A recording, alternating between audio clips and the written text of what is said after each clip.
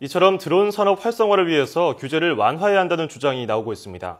하지만 일각에서는 사생활 침해와 안전사고의 우려도 있는 만큼 규제 완화가 정답은 아니다라는 의견도 있습니다.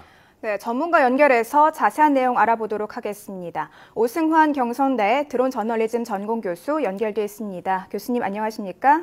네, 안녕하세요. 네, 최근 이탈리아 두오모 성당에 드론이 충돌하는 사고가 있었죠. 이 사건 때문에 이 드론 안전 사고에 대한 관심이 높아졌는데요. 현재 드론 안전 사고를 이렇게 막을 수 있는 기술이나 시스템이 만들어져 있나요? 예, 현재 기술로 보면요, 그 충돌 회피 시스템이 탑재해서 드론이 사람이나 건물을 부딪히지 않도록 할 수 있는 것들이 기술이 다 개발되어 있습니다. 네. 다만 이제 비행장 근처라든지 특정 지역에서는 또 조종기 시동이 걸리지 않도록 또 세팅할 수도 있고요. 또한 이제 추락 시에 낙하산이 펴져서 추락 속도를 감소하고 또 인파가 밀집되지 않은 지역으로 유도 착륙할 수 있는 시스템들은 벌써 한국과 미국 등지에서 지금 개발들을 하고 있습니다. 네. 예, 아무래도 드론이라는 게 공중에서 조종을 하는 거기 때문에 RC카라든지 바닥에서 움직이는 것과는 좀 다른 것 같거든요. 바람의 영향을 받을 수 있을 것 같고요. 드론 사고를 예방할 수 있는 방법은 따로 없을까요? 드론은 생각보다는 상당히 재미있어 보이지만 위험한 물체이기도 합니다. 자동차가 이제 운항을 갑자기 스톱을 하게 되면은 주차 정도지만 드론은 스톱하는 순간 바로 추락으로 연결되죠. 근데 요즘에 너무나 쉽게 생각하는 부분들 때문에 위험도를 인지하지 못하고 있지 않나라는 생각이 들고요. 이번 두오모 성당의 충돌 상황을 보면은 아무래도 컨트롤 미스로 인하여 사고가 났다 이렇게 보여집니다. 네. 그래서 안정화된 기체, 그다음에 숙달된 조종술, 비행에 대한 이해도가 있는 사람들이 할 수 있도록 교육을 통해서 예방할 수 있다 이렇게 생각을 합니다. 네. 네, 지금까지 드론 안전 사고에 대해서 얘기를 해봤는데요. 이번에는 드론이 사생활을 침해할 수 있다 이런 논란에 대해서 짚어보도록 하겠습니다. 이 드론이 언론사에서도 많이 이용되는 것처럼 촬영도 할 수 있잖아요. 그런데 이게 도촬을 할 수 있다 이런 우려도 나오고 있는데 어떻게 보십니까? 은밀한 장소라든지 고유의 개인의 영역에 침범을 해서 사생활 침해할 수 있는 위험성이 있다 이렇게들 얘기를 합니다. 네. 그러나 사실 보면 사생활을 침해하는 것은 카메라나 이런 드론이 아니고요.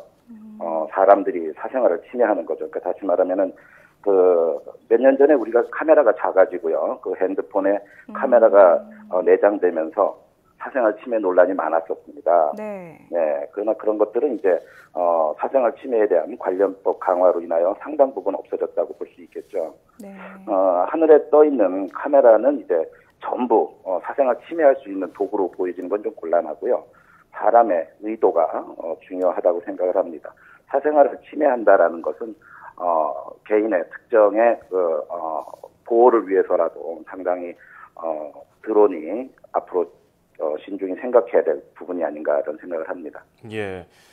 국내 상황은 그렇다 치고요. 해외 선진국에서는 이런 드론 안전사고나 불순한 의도를 가지고 하는 사생활 침해 같은 경우 어떤 대책을 마련하고 있는지 그것도 설명 좀 해주시죠. 예, 지금 세계 각국이 드론에 대해서 열풍을 앓고 있다 이렇게 볼 수 있습니다. 예. 미국 같은 경우는 이제 엄격히 상업적 사용을 금지하고 있어요. 근데 이제 산업의 활용도가 워낙 큰 사실을 알기 때문에 부분적으로 사용 허가를 이제 확대할 예정으로 있고요. 네. 일본, 프랑스 같은 경우도 마찬가지로 드론에 대한 안전사고 관련해서 교육을 제대로 받은 사람에 한해서 허용하고 있고요. 매년 자격을 갱신하는 것으로서 안전사고에 대한 대비를 한다 이렇게 보시면 됩니다. 네. 며칠 전에 이제 일본에서는 이제 고등학생이 축제를 이제 드론을 통해서 찍은 영상을 자기 블로그에다 올리고 그랬었어요. 그래서 이제 일본의 정부에서는 상당히 위험성이 있으니까 자제해달라고 요청했음에도 불구하고 축제 현장에서 드론을 날리다가 추락을 한 적이 있습니다. 네. 고등학생임에도 불구하고 일본 정부는 구속을 시켰죠.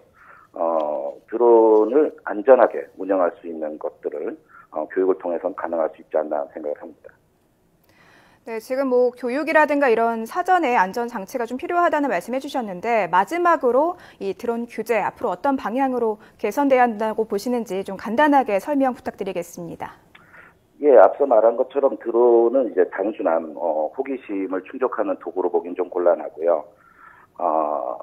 산업 각계각층의 활용도가 상당히 높죠. 그래서 뭐 우리가 예를 들면은 골프를 좋아한다고 해서 아무 데서나 골프 치면은 안 되지 않습니까? 예. 그 골프공으로 인하여 제2의 제3의 또 사고가 우려되기 때문이죠. 뭐 사격은 사격장에서 하고 골프는 골프장에서 하고 비행은 비행장에서 해야 되지 않겠나 생각을 합니다. 순수 동호인이라든지 아마추어들이 그 건전하게 안전 교육과 더불어서 자유롭게 상공을 날면서 레저 활동을 할 수 있도록 보장해 주어야 되지 않겠나 생각을 하고요. 예. 하늘을 나르는 것은 이제 그 우리 어린 학생들 또 청소년들한테 미지의 세계에 대한 꿈, 또 희망, 그다음에 비전을 또 도전을 또 의미할 수도 있겠죠. 그래서 세계의 군수 무인기 역량으로 보면 저희 대한민국이 7위의 수준이지만 아직 민수 쪽에서는 걸음마인 이유가 바로 각종 규제나 정부 부처에서 통합되어 관리하지 못하는 부분들이 있습니다. 그래서 이런 것들이 좀 정리가 되면 대한민국이 전 세계 드론 시장에 또 선두에 설 수 있는 상황이 되지 않겠나 기대해 봅니다. 예. 네. 자, 규제나 사업 활성화의 이 산업 활성화의 균형을 잘 맞춰야 될 것 같아요. 자, 지금까지 오승환 경성대 드론 저널리즘 전공 교수였습니다. 오늘 고맙습니다. 네, 감사합니다.